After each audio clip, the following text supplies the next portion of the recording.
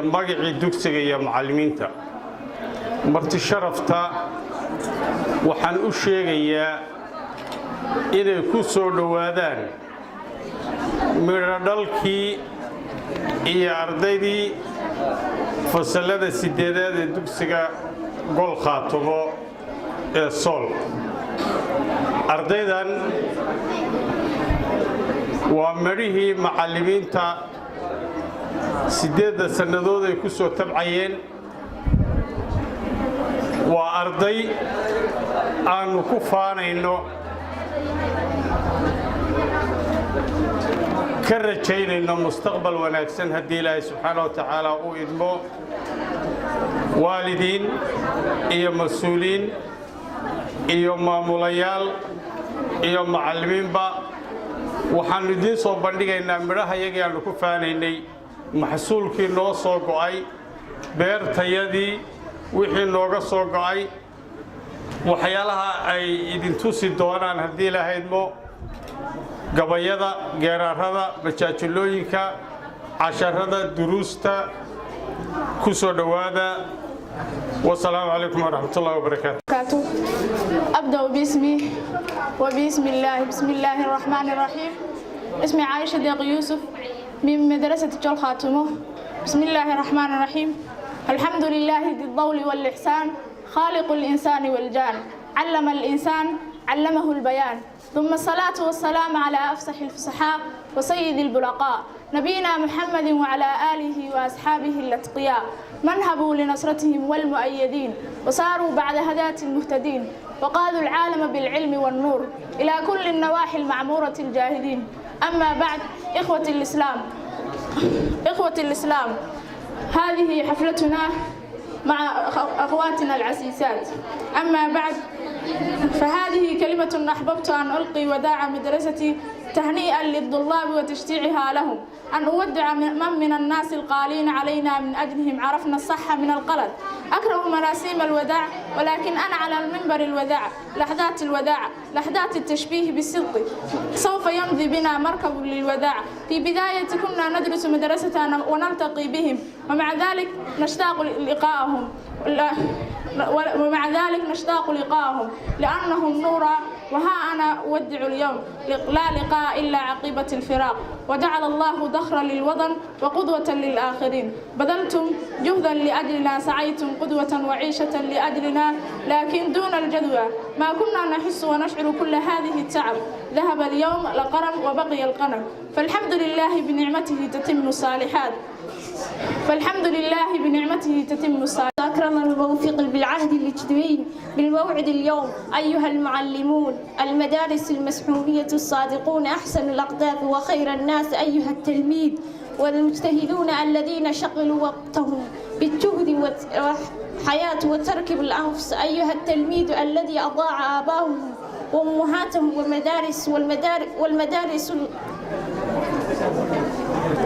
أضاعهم وآباءهم والمدارس الأكليين الثمرات النجاحة يسمع قليلا بكلا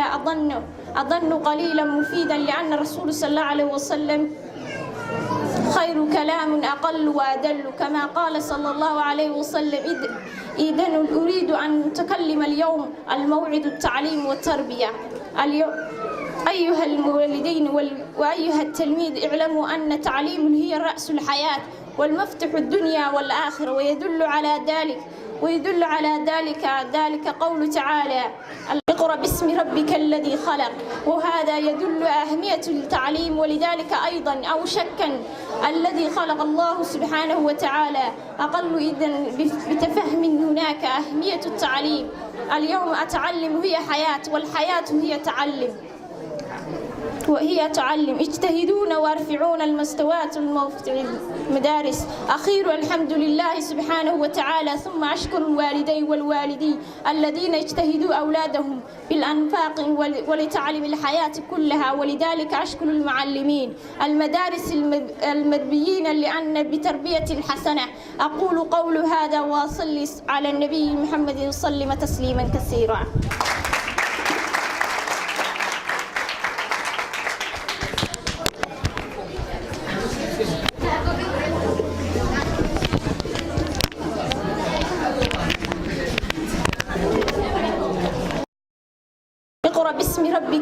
الذي خلق، وهذا يدل أهمية التعليم. ولذلك أيضا أو شكا الذي خلق الله سبحانه وتعالى أقل إذن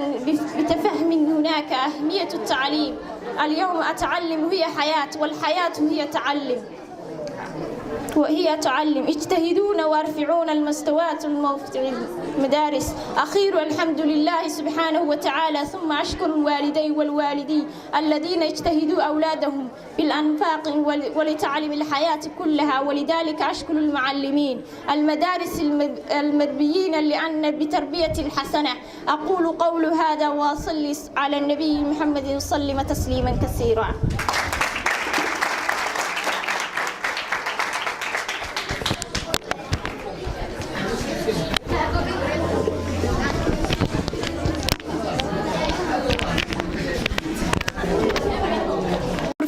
dagaal lagu gudoonsaday lagu raray gumaystaha Soomaali gabigeed uu warkeedu gaadhay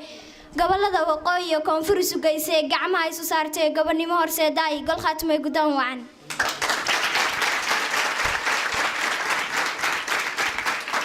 garaad koriya weeye goobaha waxbarashada kuwa ugu guweynee guulaysta weeye ka digaya dhaqan guur anna waxaan qalxinayaa duco aan gabloolayn gunana waan ku darayaa geeraar ku leeyahay gol khaatmay gudoon wacan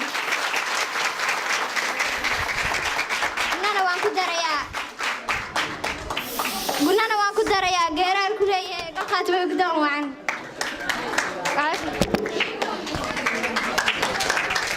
loo dhashaa cilmi baa lagu horumaraa jahli baa lagu hoos maraa hoygii waxbarashada iyo gol khaatimo loo hilow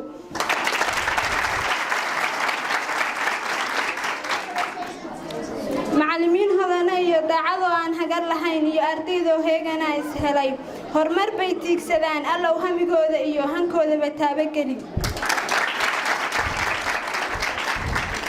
hanaankii waxbarashada iyo habbay nagu maamulaan allow magacooda iyo masiirkoodaba sare u qaad allow hamigooda iyo hankoodaba taabageli ayaa garanaya balse hooyadu waxay tahay ma aaminsanin gabayguna wuxuu leeyahay halyeeyadii abwaanada xadraawi iyo misaalkiisa day hooyo ka gabiyeen hindiseen suugaan sare cimrigii markuu helay hambadii xasuusteen hal la yaab lama laho hadalkaas sidaa mudan hooyaan wax loo dhigo laga helin adduunyada balse aniga haada gabay heerkay ka joogeen kama haysto darajo suugaanta kama helin wali waan hor leeyahay balse hooyo iga mudan hadal iyo suugaan wax kastoo la heli karo hooyo waxaa tahay harkii aan ku nastiyo iga hoysa qorax kulul hooyo waxaa tahay tii aan dhexirto marna aan hakaadsan hooyo waxaa tahay habeenkii midaan hurdin had iyo jeer eegto ayuu urtay baraaxada hooyo waxaa tahay tii aan dhexirto marna aan hakaadsan hooyo waxaa tahay harka kulul midaan harsan hawsheena awgeed hooyo waxaa tahay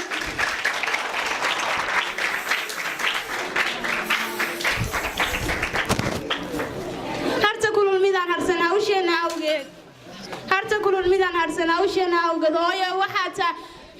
harta kulul midaan harsan hawsheena awgeed hooyo waxaa tahay tiiga agoogatay markay u karidaayeen hoobiyii jimkii haldamkii dagaalada markay dadka u leeleen adiga maba eegin hab intaay siisaa hoo weynay leeshay hooyay haddaadan jirin ubadkan wanaagsani halkan sooma gaadhin hooyo waxaa tahay tiiha qabtiraysay hablal iyo wiilalba hagaajinta jidhkooda mar walba ku hagran oo hanaankooda toosisa alla hooyo sharafay waxaan kuu hadiyeeyo maba heli karaaye halkaad adigu mudan tahay waa hoygii jannada haradii iyo jannada iyo hooskii macaana rabbi kuu hibeeya weliga halkaa joog the best and the most crash is the best flower binami after grinting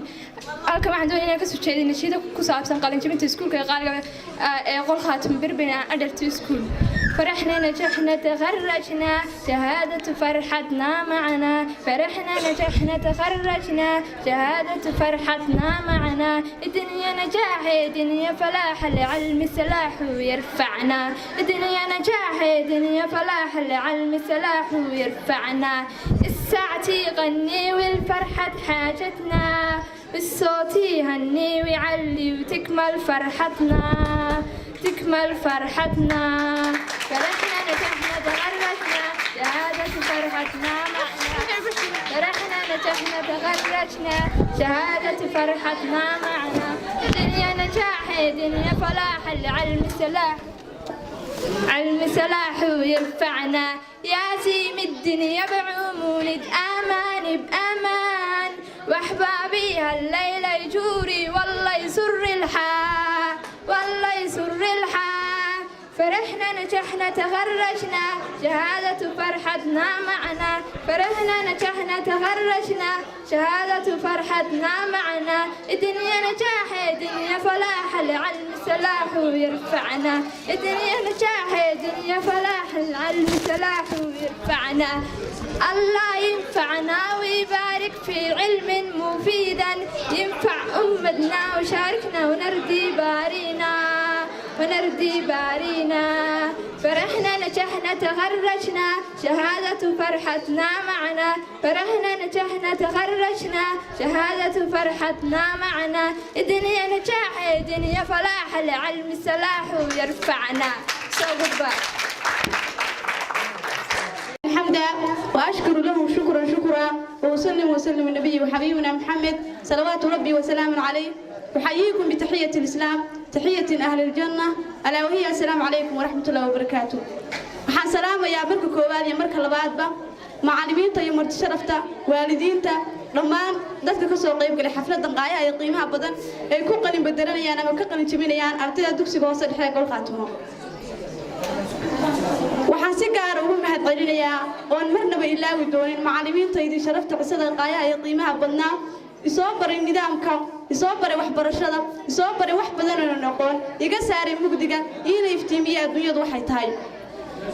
waxaan oran karaa markii hore ee aanan waxbarashada dhigan jirin ama dugsiga aan galin waxaan ahaa qof aan kala garanayn adduunyadu waxay tahay laakiin nasiib wanaag hadda waxaan kala garanayaa wax kasta oo muhiim ah wax ay isdhegaysano wax kasta waxa waajib hadaba waxa waajib qof kasta oo doonaya inuu wax barto ama ka guul gaaro hadafyadiisa qaar kamid ah inuu waxaad ka gudubteen ama qaadeen talaabo kamid ah talaabadayaashii waxbarashada dad badan ba waxay aamusan yihiin qofku hadduu aad ka baxo uu haysto waxbarasho ku filan laakiin waxbarashadu ma dhamaato aad baad ka baxday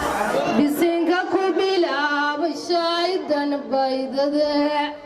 bisin waxaa laga bilaabay nin baraka male birweeyaano islaamku badbaadiya oo baab quraan oo dhan buu beesha kaga jira oo waanu barane allow baaska naga xijaab Golqaatumo waa birimo bisinka lagu hayaa abbaaya Golqaatumagaan maqashaan ku micnaynayaa abbaaya waa kii laga helaa maamula daacada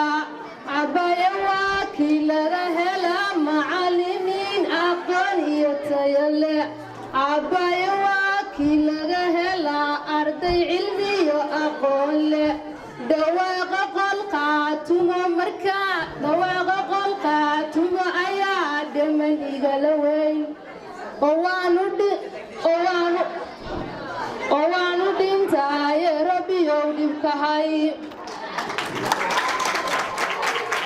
allow cadowiisa ceelkii wadheerka yeel xaflada Golqaatumo xamar baan ka dhigi lahaa ilaa Nairobi nalal baan ka luli lahaa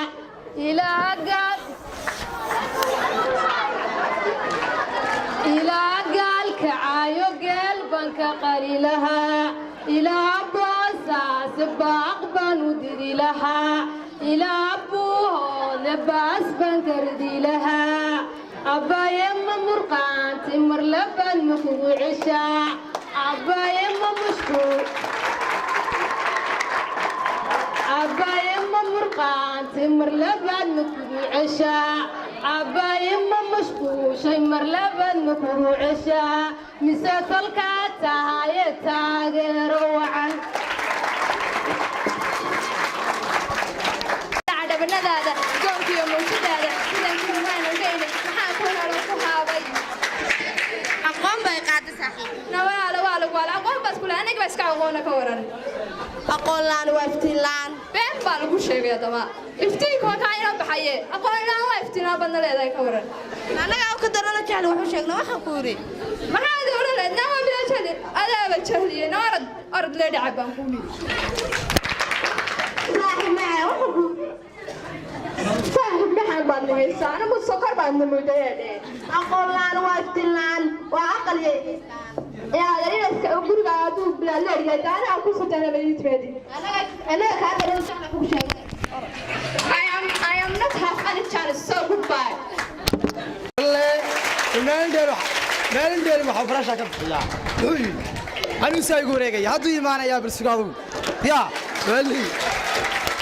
wariya ii waraabe maasa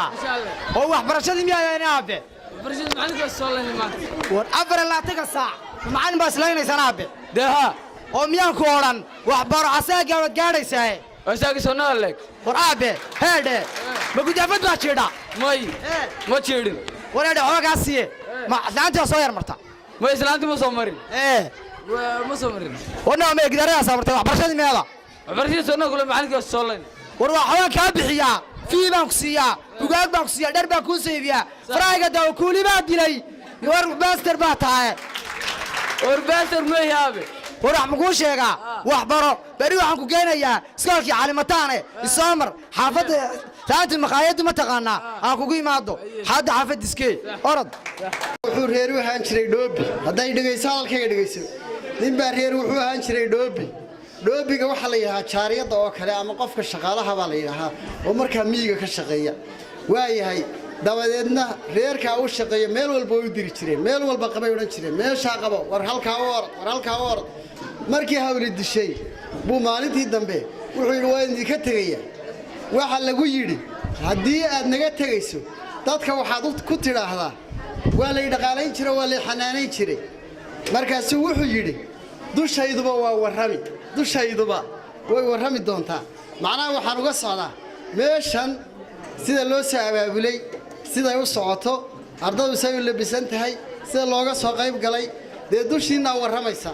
gol khaatimo inay hagaagsan tahay oo wacan tahay dushiina warramaysa arinta waxa weeye mar haddaan arintaa idin kala soo qayb galay annagu waan wargeynaya maxay ahayd toy war idhaadhaamay Soomaalidu tahaa insha Allah bidmillaahi kariim waxaan idinku hambaliyeynayaa xafladda qalin jebinta maanta oo ah xafladii imsaad tii 105 miya xafladii imsaad xafladdaas waa idinku mahad celinaya insha Allah bidmillaahi kariim wabillahi tawfiiq baanu halka uga aragnay bandhigiinii iyo waxyaabihii halkaa ku soo bandhigteen oo ka turjumaya waxbarashadiina iyo shaqada iskuulka ka socota marka kolleejda waqti baa la joogaa waxaan ku soo go'een laba arrimood baan oran doonaa qodobka koowaad ardayda sanadkan ka baxaya gol khaatumo ee dhammaystay waxbarashada hoose dhexe ee fasalka 8aad marka ugu horeysa waxaan leenahay hambalyo leenahay marka xiga waxaan kula dardaarmayaa maanta waxbarashadu waxay leedahay 4 rukun oo waaweyn afarta rukunkii koowaad baa maanta idin dhamaaday waxbarashadu waxay leedahay 4 rukun oo waaweyn kii koowaad oo ahaa waxbarashada asaasiga baa maanta baad ka gudubteen saddexdii rukun ee waaweynaa ee ka adkaa ee ka hawsha badnaa baa idin hadhay jiirtii maanta idin bilaabatay waa jiir aad u dheer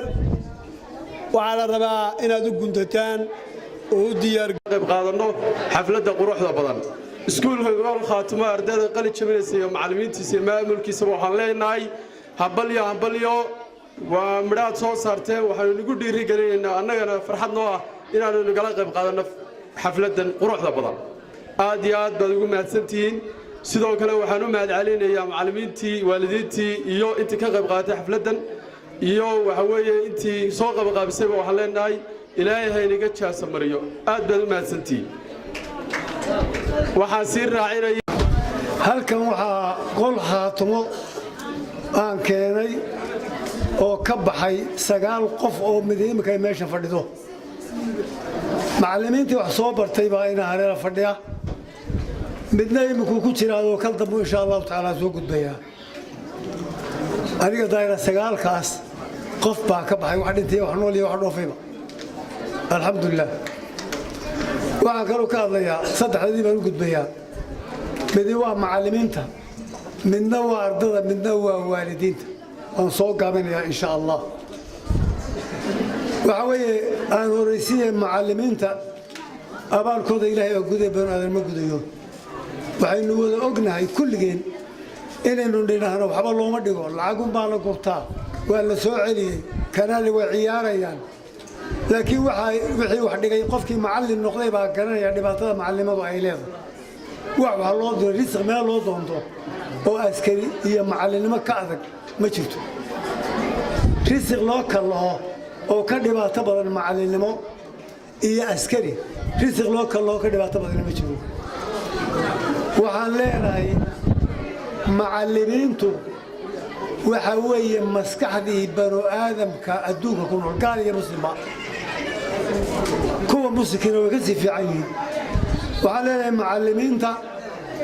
kuwii ka baxay ha ogaadeen ilaahu badida magacaaga qor baa nuli ma qori karo bay tiri waa sheegnay macallinka walaal xagee ka gatay islaam baa waday iskuul baa ka soo saaray waa fasal walaal hadda alifbeetada qor baa nuli waligay baa la dhigin baa jir ilaahay baa loo tagaya waayahay marka wadanka Hindiya waxa ka dhacday baa la yiri guriga soo galaysa adoo bastareedaas ka baxaysa yaa marka waxaan leeyahay waalidka yaa la khasaarayn tacabka yaa la khasaarayn wax badan bay soo wada joognay ardayda la koowaad qorey maanta halka tagaysa aad baan idinku mahadcelinaya sidii ficillaydeenu soo wada dhaqanay ilaahayna ka tasaaysiyo dhaqanka iyo suugaanta iyo Soomaaligana insha Allah tacaala hal lagu dadaalo saasayaan leeyahay waxaan mahadcelinayaa maamulaha iyo macallimiinta iyo barta sharafta culimada diinka Cabdullaahi Taadiiriyo asagana garanaysan iyo dhammaan wasaaradda ilaahay barakeeyo kuwa dalkiina iyo diintiina iyo dadkiinaba aflaha Allah idinka yeelo baan ugu faraxsanahay inaan xafladan ka soo qayb galo maanta gol khaatimo ardaydu ku qalin jabinayso waxaan idin sheegayaa taariikhda haddaan idin sheego oo gol khaatimo taariikhda in yar idin ka taabto waxa tihiin lodkii 18aad ee ka qalin jabiya dugsiga hoose dhexe ee gol khaatimo ilaa lodkii ugu horeeyay hadda reer khaatimo waa hooyooyin madax wax walba waa qabiil dhan iyo beel dhan weeye wixii dugsiga khaatimo ama macallin ha ahaato ama waalid ha ahaato ama arday ka soo wax ka soo dhigtay ha ka ahaatee waa beel dhan meel kasta oo dunida way ka joogaan waqtigaan anigu ka ahaan jiray macallinka meeshan stage-ka raggii aanu saaray stage-ka dalka ugu sarreeya Soomaaliya ayay madax ka yihiin meel kasta way joogaan baarlamaanka federaalka ee Soomaaliya arday aanu ka qalin jabiyay gol khaatimo oo aan 8ka ka saarnay ayaa ku jira